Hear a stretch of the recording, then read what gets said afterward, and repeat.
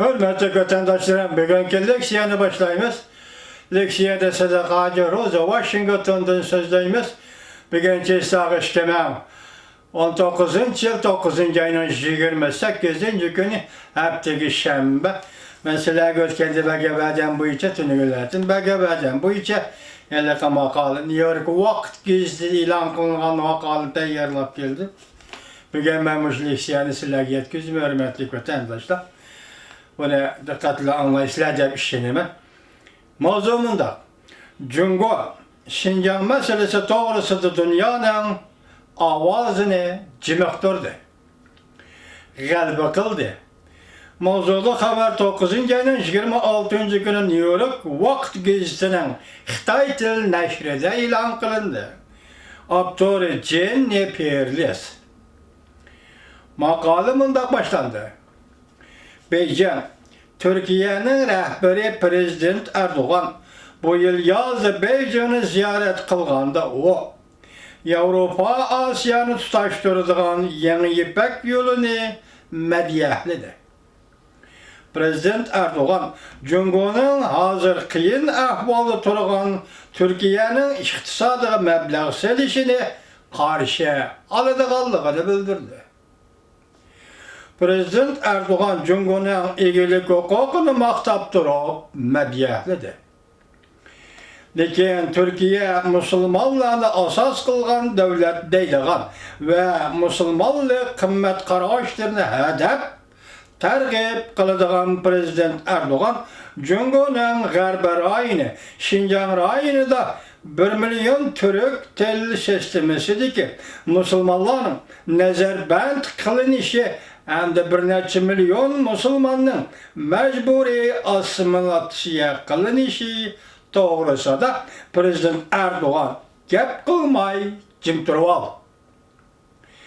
Bundaq jim turib elişine 10 yıl burunqi bir vaqtqa seliştirganda 180 gradus özgergenlik bolup hesaplanıdı. Muşu vaqtda vezir bolup turgan Erdoğan mundaq degan edi. Qısqacha aytsak, Cungo hükümeti Şinjan'da Uygurlarni soykırım kıldı. Prezident Erdoğan'a oxşaşla bugünkü Uygurlar yani Şinjan doğrusunda jim turdu.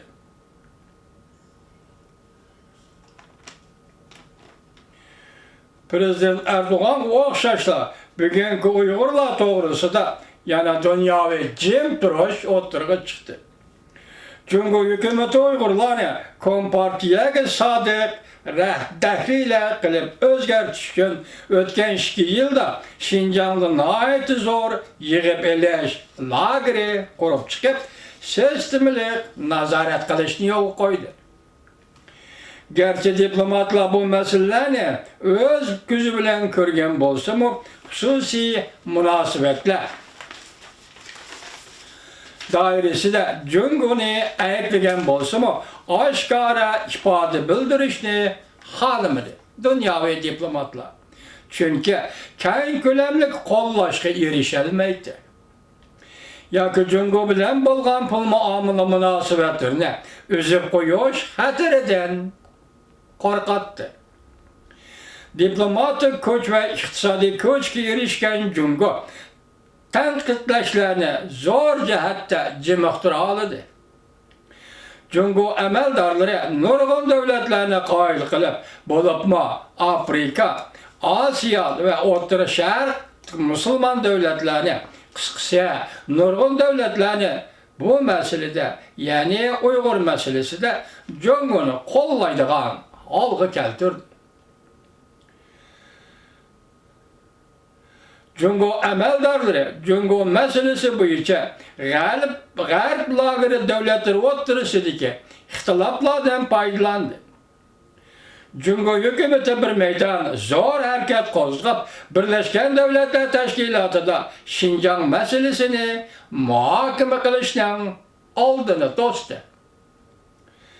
Birlashgan Davlatlar Tashkilotining bu yillik umumiy yig'ini ochilishdan burungi bir maydon diniy e'tiqod erkinligini qo'g'dash alohida faoliyat yig'inida bu harakatni tashabbus qilg'uchi taraf bo'lib hisoblangan Prezident Trump hükümeti Uygur meselesini eğizge almadı. Yani hükümeti emas, Prezident Trump Uygur meselesini eğizge almadı. Amerika Koşmuş Ştatlarının mavun prezidenti Mike Pence, Cungo'da Hristiyan moritlerinin ziyankeşlik uçurağallıkını eğizge algan deyin Uygur meselesini siplapla ötüp gitti. Devletinin buyruğu boyunca Şinjan'da kurulgan ceza lagerleri İgiztamla ve Simtorla bilen korşalgan. Çünkü bu kuruluş İslam radikalistleri zerbi yürüyüşünün mühim bir kısmı idi. Beijing bu lagerlarını yetip kopup okuyduğun okuyucular okuydu dedi.